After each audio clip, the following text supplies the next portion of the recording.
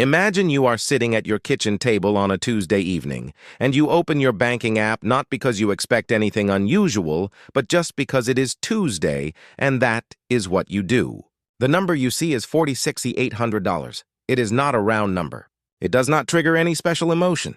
It is simply the balance that has accumulated slowly over years of consistent deposits, moderate returns, and the quiet discipline of never spending what you plan to save. Now imagine that same scene, same kitchen, same Tuesday, but the number is $47,200. Nothing in your life has changed except those $400. And yet, research in behavioral economics suggests that crossing certain numerical thresholds changes not just how you feel, but how you actually behave with money in ways that are entirely predictable and entirely invisible to the person crossing them. That invisible line, which for many households sits very close to $47,000, is what we are going to examine today.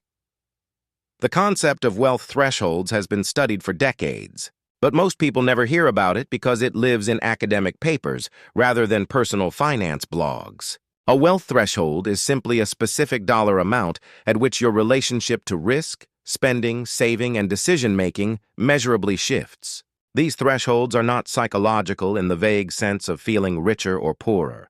They are behavioral. Researchers have found, for example, that households with liquid savings below approximately $47,000 tend to make financial decisions from what economists call a scarcity mindset, where each purchase feels like a trade-off against survival needs, while households above that threshold shift into a planning mindset, where money becomes a tool for sequencing future goals rather than a buffer against immediate catastrophe. The number itself varies by cost of living and household size, but the existence of a sharp behavioral break around 2 to 3 months of median household expenses appears consistently in the data. To understand why this happens, we have to look at the psychology of what researchers call reference point dependence. Your brain does not evaluate money in absolute terms.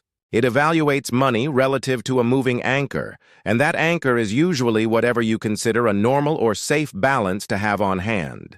Below that anchor, every transaction triggers a small but real stress response. Above that anchor, the same transaction triggers almost nothing. The problem is that your brain does not tell you when the anchor has moved.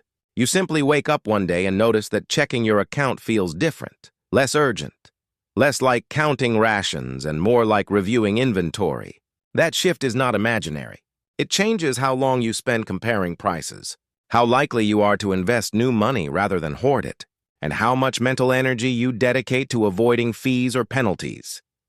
Let us walk through the math of how someone crosses this threshold without even realizing it. Imagine a household saving $400 per month on average, which is roughly 10% of a median U.S. household income after taxes. At a modest annual return of 4%, it takes about 8 years to go from $0 to $47,000. But here is the subtle part. For the first 6 of those 8 years, the saver feels constantly worried because their balance sits below the behavioral threshold. They check their account twice a day. They agonize over small discretionary purchases. They keep most of their savings in cash because they fear needing it immediately. Then, sometime in year 7, their balance crosses $47,000 without any fanfare. No alert goes off. No confetti falls from the phone screen. But something changes. They start leaving a little more in their checking account. They stop checking their balance before every coffee purchase. They finally open that brokerage account they have been reading about. Their behavior shifts not because they made a conscious decision, but because the math of their life quietly rearranged the trade-offs.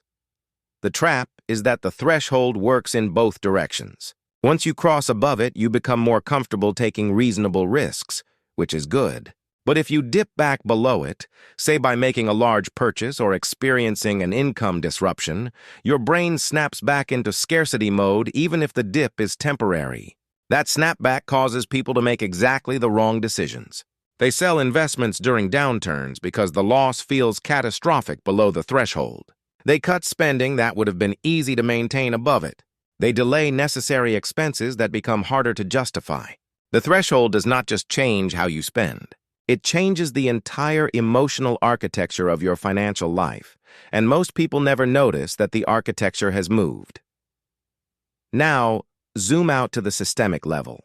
If thousands of households behave this way, and they do, the aggregated effect shapes entire markets and economic cycles. Researchers studying microfinance data have found that communities where average savings cross local behavioral thresholds tend to see increases in small business formation, home maintenance spending, and even children's educational investments. Conversely, communities where average savings fall below those thresholds see increases in high-interest borrowing, late fees, and avoidable health problems from delayed care. The threshold is not a magic number that makes anyone wealthy. It is a mechanical line in the behavioral sand, where the cost of being poor, in terms of decision-making friction, drops sharply. Crossing it does not solve your problems. It simply stops adding extra problems on top. Historically, this pattern appears in every recession recovery. Look at the years following 2008. Households that rebuilt savings past the 3-month expense threshold started spending again noticeably earlier than those who remained just below it. Even when both groups had similar incomes and job security, the difference was not about confidence in the economy. It was about whether each individual purchase triggered a scarcity calculation or not. The same dynamic appears in studies of lottery winners, though we must be careful here. Winning a large sum does not create lasting happiness or financial competence, but researchers have observed that winners who end up with balances above their personal behavioral threshold tend to make better long-term decisions than those who end up below it, even when the absolute dollar amounts are similar. The threshold matters more than the total. What this means for you is straightforward but not easy. The goal of early financial education often focuses on big numbers: $1 million, financial independence, retirement. Those are fine destinations, but they are so distant that they provide almost no guidance for daily behavior. The more useful goal is to identify your own behavioral threshold, the balance at which your relationship to money shifts from defensive to strategic.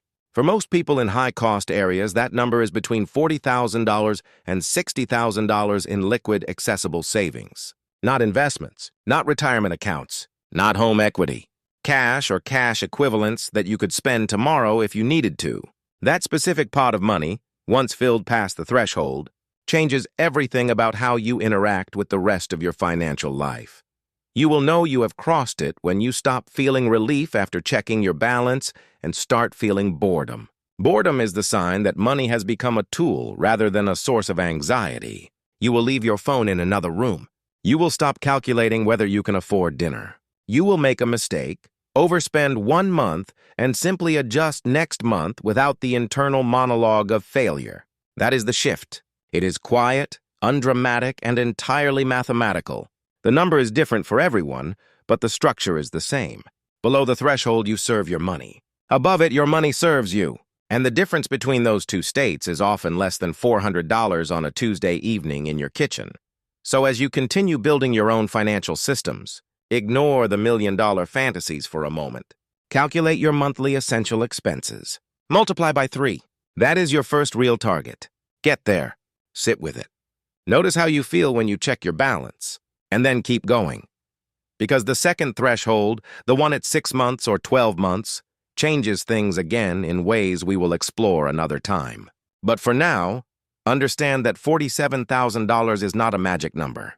It is a stand-in for a principle. The principle is that your behavior is not broken. Your behavior is responding exactly correctly to the math of your current balance. Change the math past a certain point, and the behavior changes itself. That is not motivation. That is mechanics.